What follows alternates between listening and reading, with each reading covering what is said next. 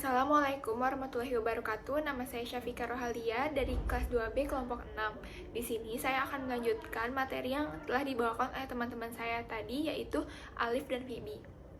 Saya akan membahas subbab ketujuh, yaitu ukuran dalam angkatan kerja. Ukuran dalam angkatan kerja ada 6. Yang pertama, tingkat partisipasi angkatan kerja, tingkat aktivitas umum, tingkat aktivitas menurut umur dan jenis kelamin, tingkat aktivitas menurut jenis kelamin, tingkat aktivitas kasar, dan tingkat pengangguran. Nah, yang pertama kita bahas tingkat partisipasi angkatan kerja atau labor force participation rate. Nah, tingkat partisipasi angkatan kerja adalah penggambaran jumlah angkatan kerja yang terdapat di dalam suatu kelompok umur sebagai presentasi penduduk dalam kelompok umur tersebut. Nah, di sini rumusnya adalah angkatan kerja dibagi penduduk usia kerja dikali 100%. Yang kedua, tingkat aktivitas umum atau general activity rate. Nah, tingkat aktivitas umum merupakan tingkat aktivitas untuk seluruh penduduk dalam usia kerja, yang rumusnya adalah labor force dibagi seluruh penduduk berusia di atas 15 tahun. Nah, yang ketiga kita bahas tingkat aktivitas menurut umur dan jenis kelamin atau age sex specific activity rate. Nah, tingkat ini adalah ukuran yang paling banyak dipakai. Tingkat ini biasanya disebut sebagai angkatan kerja menurut umur dan jenis kelamin, seperti judulnya, yang rumusnya adalah angkatan kerja perempuan umur tertentu dibagi jumlah seluruh perempuan umur tertentu dikali 100%. Yang keempat adalah tingkat aktivitas menurut jenis kelamin atau sex specific activity rate. Nah, pada tingkat ini, angka aktivitas disajikan terpisah antara laki-laki dan perempuan.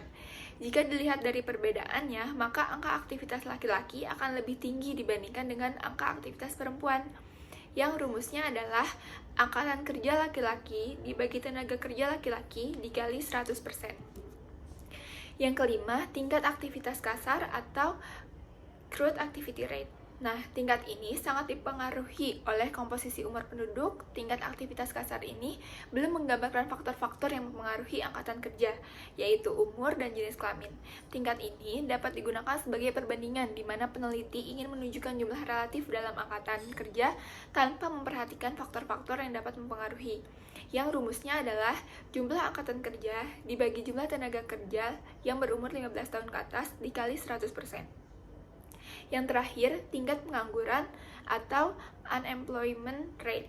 Nah, tingkat pengangguran adalah tingkat yang menunjukkan jumlah angkatan kerja yang sedang aktif dalam mencari pekerjaan.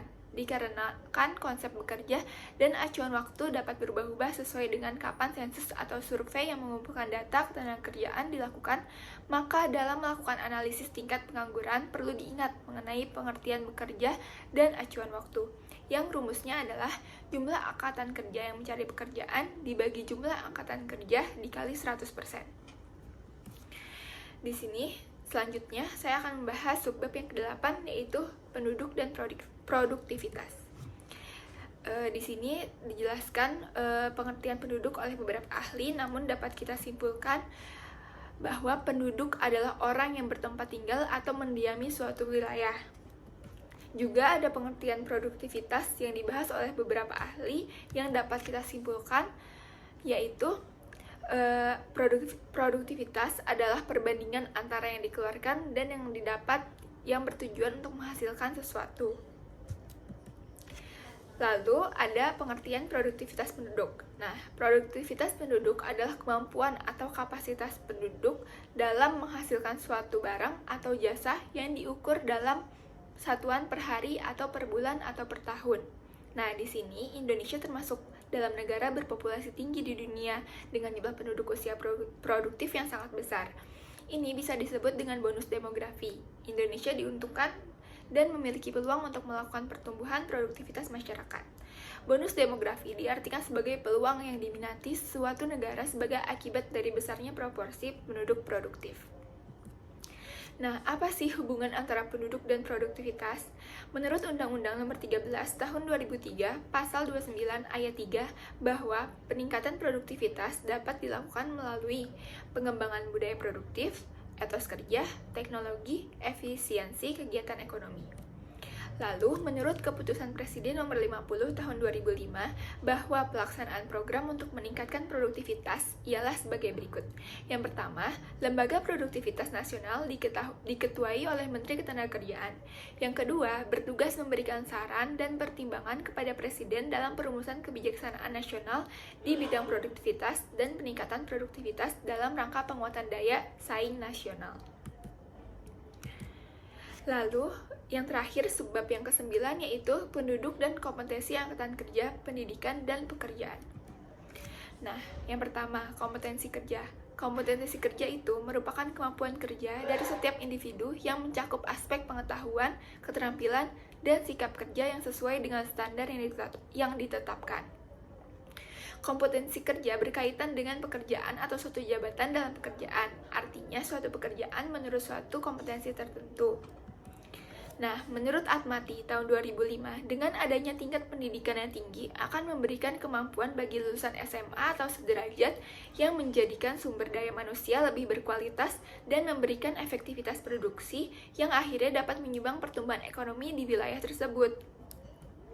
Lalu, masalah yang akan muncul ketika terjadi peningkatan jumlah lapangan kerja yang tidak sebanding dengan banyak lulusan, yaitu tingginya angkatan pengangguran tidak hanya menimbulkan masalah di bidang ekonomi, melainkan juga masalah di bidang sosial seperti kemiskinan. Nah, Kementerian Ketenagakerjaan mengupayakan untuk meningkatkan daya saing pekerja di Indonesia melalui program pelatihan vokasi di Balai Latihan Kerja atau BLK dan pemegangan berbasis kompetensi di perusahaan.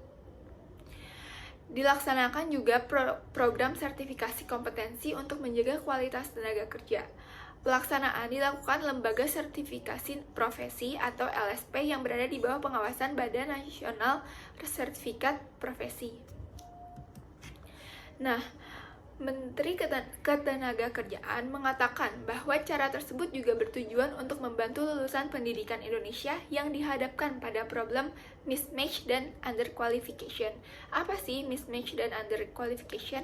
Mismatch itu merupakan persoalan di mana kompetensi yang dimiliki lulusan lembaga pendidikan tidak sesuai dengan kebutuhan dunia industri. Sedangkan underqualification adalah persoalan di mana kualifikasi yang dimiliki lulusan lembaga pendidikan masih berada di bawah standar pasar kerja atau dunia industri.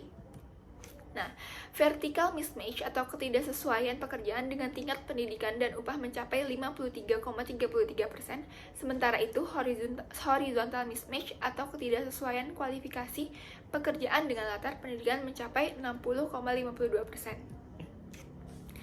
Oleh karena itu, sebaiknya tidak hanya mengandalkan teori, tetapi juga harus memiliki kompetensi dan keterampilan kerja yang baik. Para calon lulusan sarjana pun harus melengkapi kemampuannya dengan kompetensi kerja, sehingga bisa dengan mudah menentukan lapangan pekerjaan yang sesuai dengan bakat, minat, dan keinginannya.